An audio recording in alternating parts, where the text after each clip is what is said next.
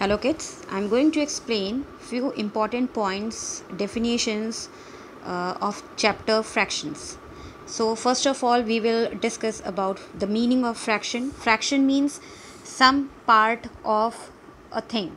Means if we have taken a cake, a piece of cake or a pizza, and then we are dividing it in few parts, or if we want to distribute this pizza among our friends, so we will divide it into some parts and some fractions. Those parts are known as what? Fractions.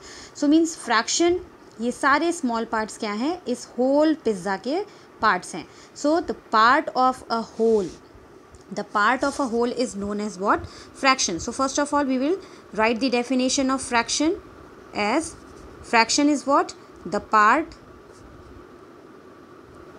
Of whole, किसी बड़ी सी चीज़ का, किसी full चीज़ का part. So a part of whole is known as what? Fraction. So this is the first term, this is the definition of a fraction. Now the second terms come. Fraction मतलब fraction की definition हमने पढ़ ली. अब हम लिखते हैं parts of a fraction.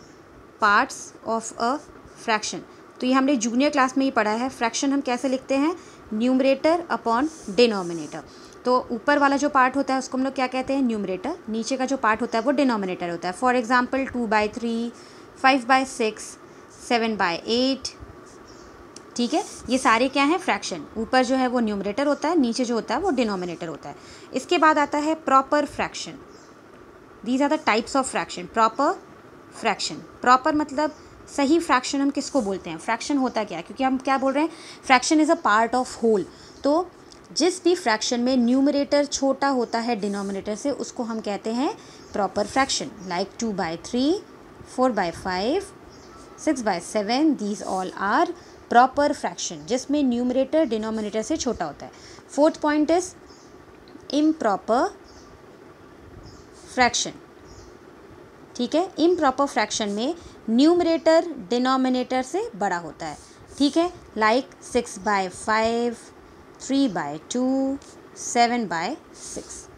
ठीक है, इनमें सब में देखिए न्यूमरेटर बड़ा है, डिनोमिनेटर छोटा, न्यूमरेटर बड़ा, डिनोमिनेटर छोटा, न्यूमरेटर बड़ा, डिनोमिनेटर छोटा. और इसी इम्प्रॉपर फ्रैक्शन को हम किस में कन्वर्ट कर सकते हैं? मिक्स्ड फ्रैक्शन में कन्वर्ट कर सकते हैं. ठीक है, मिक्स्ड फ्रैक्शन में कैसे कन्वर्ट कर सकते हैं ये हम दूसरे वीडियो में आपको बताएंगे. अभी हम केवल बता रहे हैं कि ये इम्प्रॉपर फ्रैक्शन जो होता है इसी को हम किस में कन्वर्ट कर सकते हैं? मिक्स्ड फ्रैक्शन में. और मिक्स्ड फ्रैक्शन के कुछ पार्ट्स होते हैं, जैसे मैंने लिखा 4 1/3, तो 4 फुल चीज़ें और उसी चीज़ का 1/3 पार्ट. जैसे मैंने कोई चॉकलेट ली, कैडबरी की सपोज़ करिए मैंने चॉकलेट्स ली, 5 फुल चॉकलेट्स ली हैं और आधी और ली है. ठीक है, तो ये 5 मेरे पास कैडबरी की फुल चॉकलेट है पैकेट के साथ. ठीक है, फुल चॉकलेट है, और आधा मैंने पैकेट खोल के आधा केवल चॉकलेट लिया है, मतलब मैंने 5.5. इसको हम लोग क्या बोल रहे हैं? 5.5. It is 5.5. It is in mixed form. It is known as mixed fraction, mixed number. ठीक है, और इसी को हम कन्वर्ट कर सकते हैं इम्प्रॉपर फ्रैक्शन में. इम्प्रॉपर को हम कन्वर्ट करते हैं मिक्स्ड फ्रैक्शन में. Mixed fraction is what? Improper fraction can be written in the form of mixed fraction. In other video I will tell you how we can convert improper fraction into mixed fraction and mixed fraction into improper fraction. That is other part. Then comes unit fraction. जब भी हम unit बोलते हैं, unit का मतलब ही क्या होता है? 1 होता है. ठीक है, तो जिन फ्रैक्शंस में न्यूमरेटर इज इक्वल टू क्या होता है? 1. डिनोमिनेटर कुछ भी हो सकता है. डिनोमिनेटर 1 भी हो सकता है, 2 भी हो सकता है, 3 भी हो सकता है, कुछ भी हो सकता है, मगर हमको न्यूमरेटर में 1 चाहिए.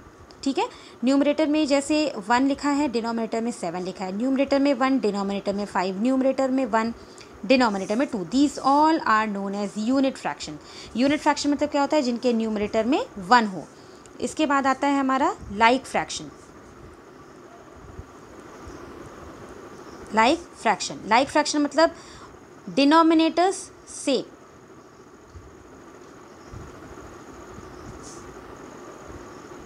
ठीक है, जिनके डिनोमिनेटर्स क्या होते हैं?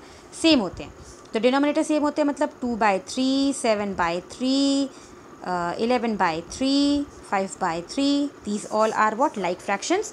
फ्रैक्शंस कहते हैं इसमें, है ना. लाइक फ्रैक्शन नहीं होता है, लाइक फ्रैक्शंस होते हैं, क्योंकि हम इसमें 2 या 2 से ज़्यादा फ्रैक्शंस को कंपेयर करते हैं, उनका डिनोमिनेटर्स चेक करते हैं. सारे के डिनोमिनेटर्स क्या हैं? सेम है, तो ये क्या कहलाएंगे? लाइक फ्रैक्शंस कहलाएंगे. इसके बाद आता है अनलाइक फ्रैक्शंस.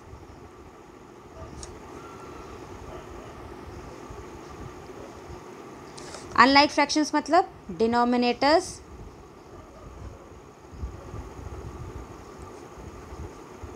नॉट सेम, ठीक है, डिनोमिनेटर्स जिनके सेम नहीं होते।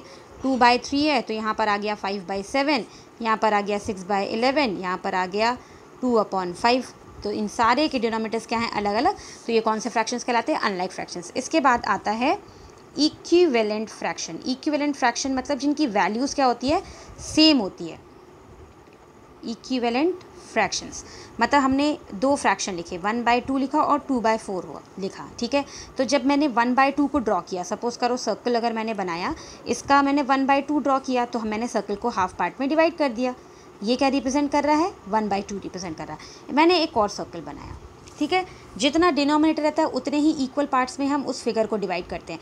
यहाँ पर डिनोमिनेटर में 2 था, मैंने फिगर को 2 इक्वल पार्ट्स में डिवाइड किया और 1 को शेड कर दिया क्योंकि न्यूमरेटर 1 था मेरे पास। यहाँ पर क्या है, 2/4 है, ठीक है, 2/4 है। So I will divide this circle into 4 equal parts.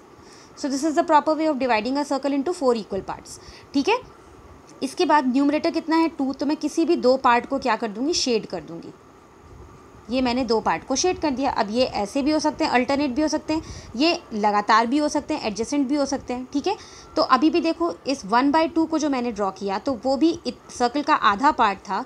2/4 को मैंने ड्रॉ किया तो वो भी सर्कल का आधा पार्ट है। अभी हम एक और फ्रैक्शन लिखते हैं, 3/6 लिखते हैं।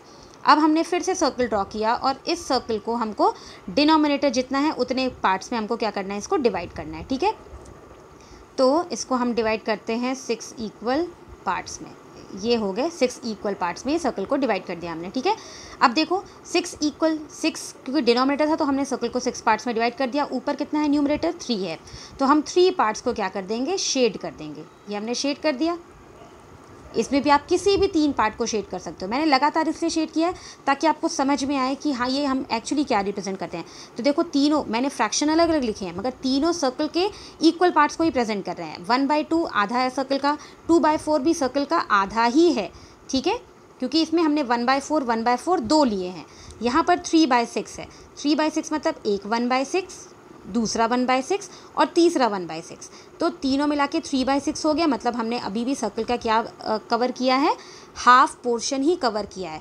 सो equivalent fraction represents the same value, represents the same value और पार्ट, ठीक है। तो आप इसको देख भी सकते हो, आप अपने से ड्रॉ भी कर सकते हो कि whether they are representing the same part और नॉट।